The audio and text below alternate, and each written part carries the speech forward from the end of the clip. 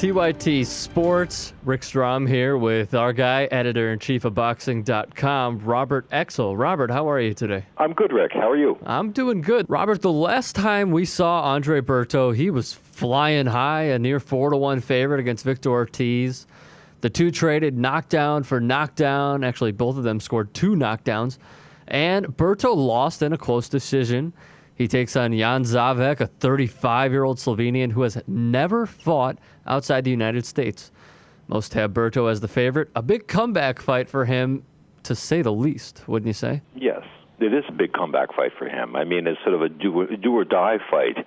But to Berto's credit, he didn't take a tune-up. He's going after somebody who is a titleist. Zavec has got the IBF title, and he went at fair and square in South Africa against Isaac Latswayo.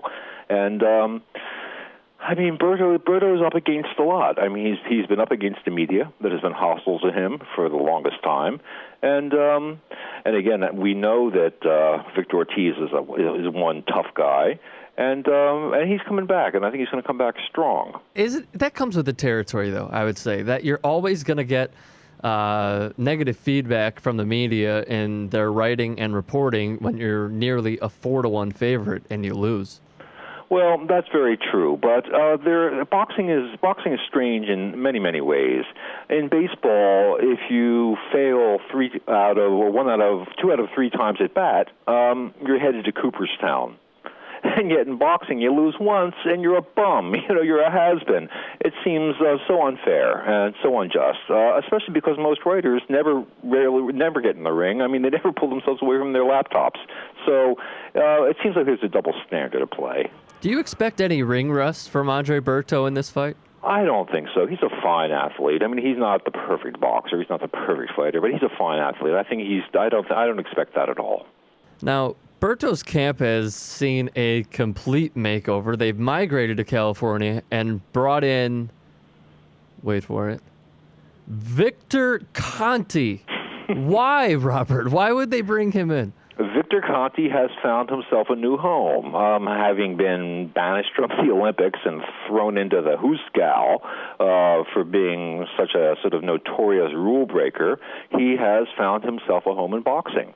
And he is a quote-unquote nutritionist, was a guitarist, but now he is a nutritionist. And he's working with a lot of different fighters at this point. He was working with Zab Judah, not that it did Judah much good, but he's working with Nonito Donaire, who's one of the top pound-for-pound fighters in the game.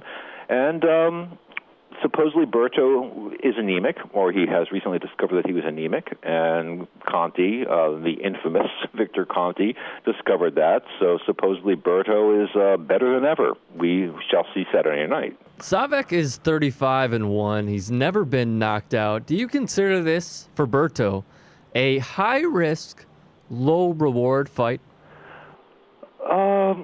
Yes, I would say that, except that the fighters on Zavec's ledger most of them are really unknown, unrecognizable. He's had all of his fights in Slovenia, which is his home country, Poland, the Czech Republic, Germany, and of course the fight in South Africa that I mentioned. So he's pretty much an unknown quantity. But at the age of 35, that's not a young man in boxing terms. I mean, we're not talking about Sergio Martinez or that wonderful freak of nature Bernard Hopkins. So I don't think. I mean, the risk may be high, but I don't think it's going to be too high for Berto to overcome. Now you've given a lot of good points about Zavec. What particularly does he bring to the table that can get to Berto and give Berto some injury? Well, he's a puncher. He's not really an exemplary boxer. He's a puncher. He's going to come in. He's going to be looking for the knockout. He's going to be going for the kill. Berto is a good boxer, an excellent athlete. He'll be moving. He'll be. I think it'll be a chance for Berto to strut his stuff. Zavec may get lucky. He wouldn't be the first fighter to get lucky and catch his man and put him down. But even when Berto was put down 2 times, when he last fought Ortiz, he got up again. Berto's got heart. I admire Berto in a lot of ways. So, Robert, what's the verdict in the end? Will Berto be the first to knock out Zavec, or do you see it going to decision? I do see it going to decision. And you see him winning all 3 scorecards? Yes, I do. I would be surprised if that were not the case. All right, Robert Exel, editor-in-chief of Boxing.com. Thank you very much for the time. We appreciate it. You're welcome.